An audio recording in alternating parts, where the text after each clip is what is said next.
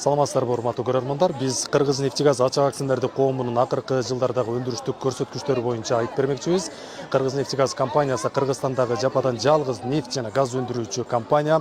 Аны эмесе биз кийинки көрсөтүүлөргө назарыңыздарды бурмакчыбыз. Бул жерде 6 айдын жыйынтыгы менен өндүрүлгөн нефттин планы 82982 план каралган болсо, иш жүзүндө 6 айдын жыйынтыгы менен 82992 тонна нефть өндүрүлдү. Бул өз нугунда уланып жаткан кези. Кийинкиси болсо бул газ багытында өндүрүлгөнү, план 12 миллион 890 куб метр өндүрүлүш керек болгон болсо, 13 миллион 700 аткарылганы бул жерде көрүнүп турат, газ багыты боюнча дагы. Негизги жумуштардын бири бул бургулоо жумуштары болуп эсептелет. Погондук метр менен эсептелгенде 6 айдын жыйынтыгы менен 28810 погондук метр өндүрүү каралган болсо, иш жүзүндө 31599 погондук метр жумуштар аткарылганы көргөзүлүп турат. Кийинкиси ишкананын негизги таза кирешелери көргөзүлгөн.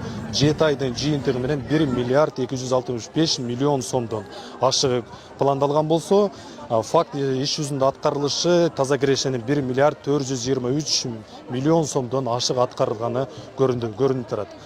Бургулоо жумуштарын аткарууда эң чоң роль ойногон жана Россия өлкөсүнөн Барс 140 аталышында стационар бургулоондагы сатып алганбыз. Жалпысынан 7 бригадалык топ бургулоо жумуштарын алып барат.